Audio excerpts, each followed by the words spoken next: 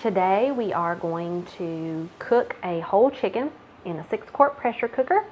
If you missed my first video where I explain all my different pressure cookers and the sizes, I'll put that below so that you can go back and watch that, because I won't go into very much detail about this exact setup. So if you want to see that, you need to go watch that video. This is my largest pressure cooker. It's 6 quarts. I also have a 4-quart and a 2.5-quart. I'm still unsure about the size of that skillet. I wanted to cook something large in it so that you could see exactly how good it works. Now, usually I tell people to cook their whole chickens in a crock pot.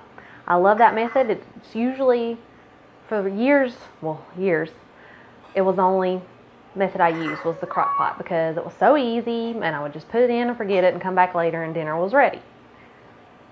But this is so much faster because a chicken in the crock pot can take 6 to 8 hours, and a chicken in your pressure cooker is only going to take you 25 minutes. 25 minutes! 25 minutes. Anybody has 25 minutes to cook dinner, because while this is cooking, you could be making your sides. Dinner's ready in 25 minutes. I conquered my chicken phobia with chicken in the crock pot. I would like to say that my chicken phobia is over. Well, it's not over. I think I have raw meat phobia, but maybe not. I just have to wash my hands approximately 4 million times and wash every surface in the house, in the kitchen, with white vinegar when I'm done. Tip. So, here's my chicken. Here's my pot. Chicken in a pot. What we're going to do what I did first was I washed it off in the sink because it was down in the bag from the store. And I washed all the goop off and then I dried it. Do you have to do that? No. Is this the only way to cook a chicken? No. This is just a nice method. My friend Karen uses it. I like it. Am I here to tell you, by gosh, this is the only way to cook a chicken? No. This is an option for cooking a chicken. A quick option. Okay, so I have washed it and patted it dry, and now I'm ready to put it in my cooker. But first, what I'm going to do is turn on my induction. I'm going to turn it up pretty high. Mine goes up to 10, but I'm going to turn it to 8. I'm going to brown the chicken first, because that will make it look nice and pretty whenever it comes out. You probably don't have to do that. It's a little extra added step, but it's not necessary if you don't want to do it. If you like white chicken, it is the other white meat. No, wait, pork is the other white meat. Pork. I have my recipe here that I'm going to keep looking at so that I don't say something stupid. Chances are I'm still going to say something stupid.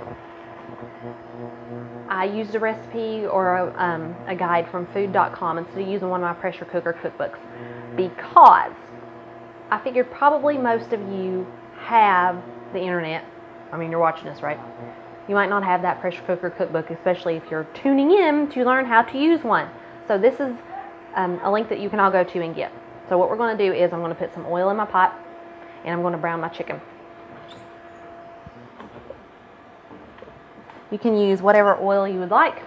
You probably could even use butter. I'm going to use sunflower seed oil from Trader Joe's. Put about 2 tablespoons, give or take. Pretty good at measuring. It's going to get hot. I'm only going to brown it on the breast side, so I'm going to put it down in there on the breast side to get brown, and then I'm going to flip it over and then put the lid on so that the breast will be nice and brown, and it sounds weird to say breast. Okay, breast. You want to season your chicken, obviously, because unseasoned chicken tastes like, well, like butt. But, unseasoned chicken tastes like butt. You can use whatever you want to. This recipe says salt and pepper. You can use salt and pepper. You can use Cajun seasoning. You can use whatever it is you have on hand. I'm using toasted onion herb blend from Victoria Gourmet. Now, I did this weird thing off camera before you saw me, where I separated the skin from the chicken so I can put some seasoning down in there, and it will be under the skin and cook and make it nice and deliciously delicious. So see, I'm going to pick it up. Woo! Meat phobia! And I'm going to sprinkle it down in there. And then I'm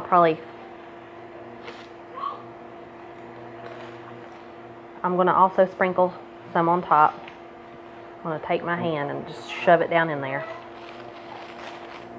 Yummy! As you can see, Mr. Chicken is not very cooperative. Come on, baby!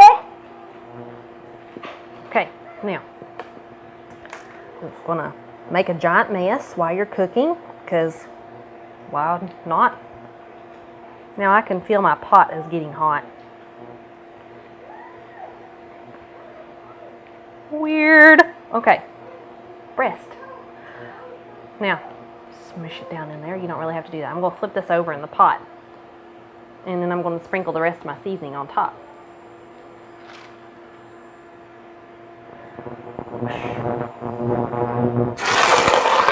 Boom!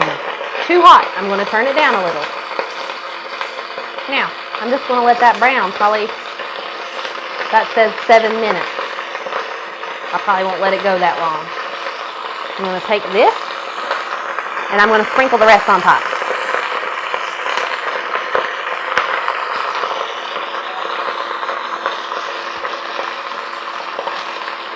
I'm not going to make you sit for 7 minutes. Barry can do this handy dandy thing where he like, zoom, zoom, zoom, and it looks like I'm working really fast. So, I'll be back in a minute.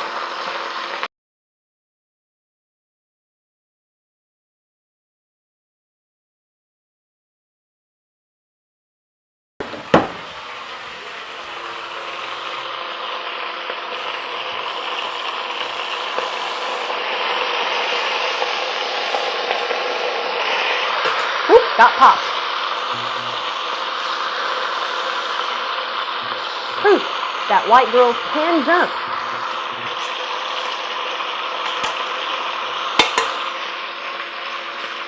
When this comes out, I'm going to flip it over and I'm going to put it in my doohickey maflachi to set it down in the pot, because after it's done cooking, it's going to be so tender it might fall apart. So when I put it in here, I can lift it out when it's done cooking and I don't worry about it all falling down in there. I've got it all contained in this one container, and this came with my pot. This is also, I forgot to tell you, a Fizzler, F-I-S-S-L-E-R.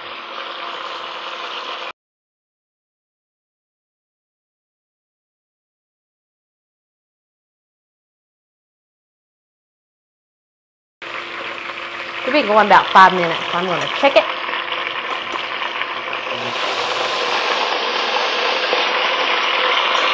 Looking pretty yummy.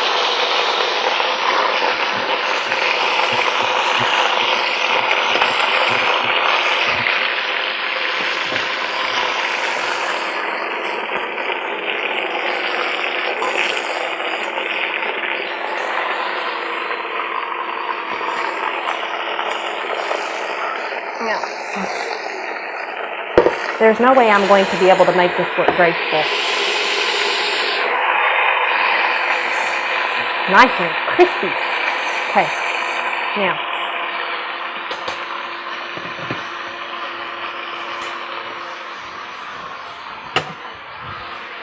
I'm going to try to minimize the mess, but if you don't know me very well, I'll just go ahead and tell you, mess is my thing. Induction burners, when you take your pot off, automatically turn off. It's still hot, but it will not, it's telling me right now error because there's nothing in it. Now, I'm going to slide my chicken right out into this.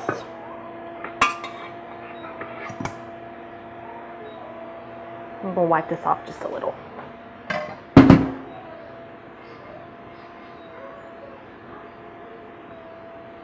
Okay, I've got some nice brown, yummy bits in the bottom. That'll make some good gravy later.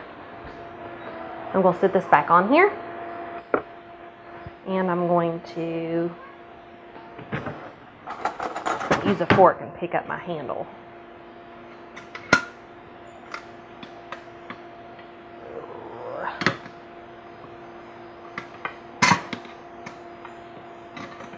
This isn't some graceful cooking show like you'd see on Food Network. Sorry, if that's what you're looking for. We'll have to go to Netflix. This is the nitty-gritty naked chicken. I should call this show the Naked Chicken. Okay, there we go. Once again, time to wash my hands for the 4 billionth time. Chicken phobia.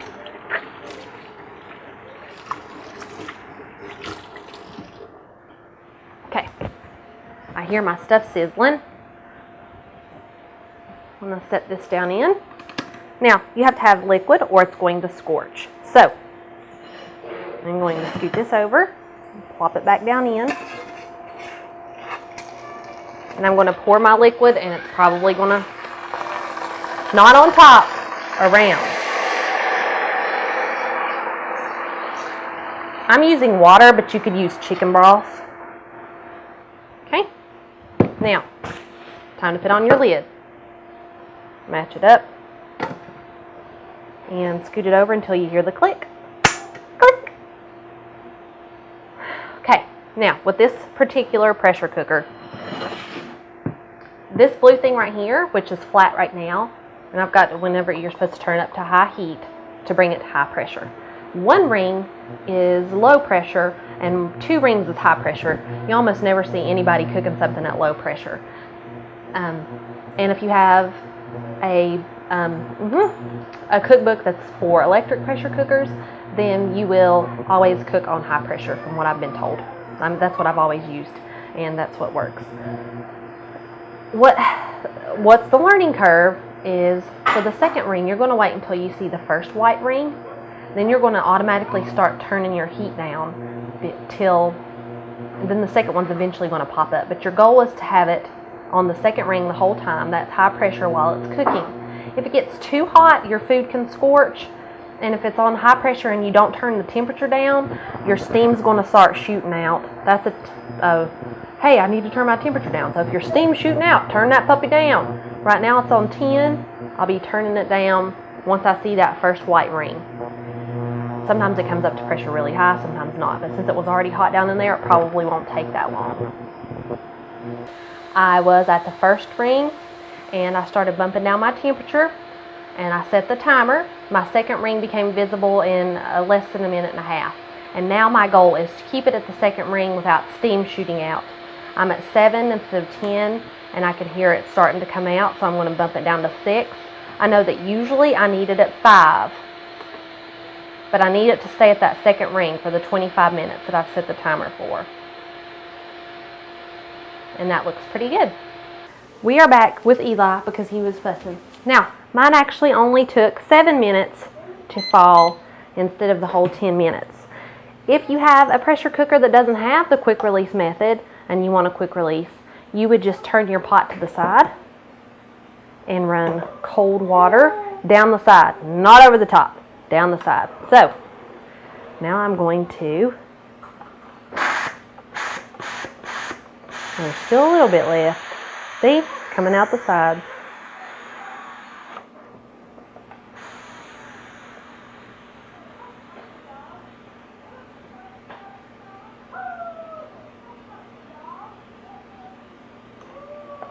Now,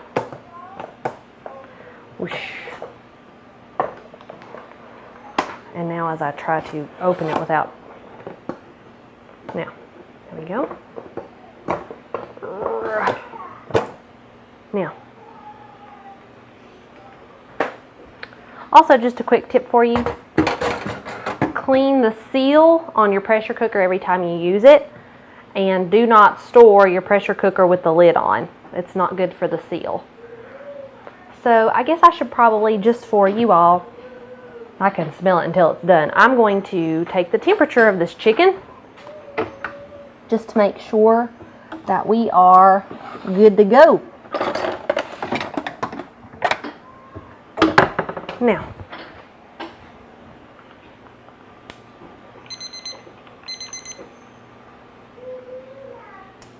whoop, it sticks tender, baby. Tender, baby. We're at 1, oh yeah, we're perfect. We're at 185. Now, I'm going to put on my handy dandy of glove. No, I am not a representative of glove. Everyone should have one. I love this thing. This is actually my second one because I used the other one until it was holey and had to be replaced. I'm just going to pick up my chicken. Let it drain a little bit. So much easier to pick out because I cooked it in this container. Now, I'm going to let that sit there and cool down, and then I'm going to pick all the chicken off, and we're actually having salads with chicken on top tonight. Sometimes we cut off or actually I just have to pull off the legs and the wings and cut a little breast meat off, and we just have chicken with dinner with a couple sides. And then sometimes I just pick all the meat off and chop it, put it in 1 cup portion baggies in the freezer for when I need to make a casserole, because I do live in Southwest Virginia and casseroles are things here. And I love me some casseroles. Oh, thank you, Jesus. There's lots of liquidy goodness in the bottom here. That water we made is now broth with all the juicy, yummy deliciousness that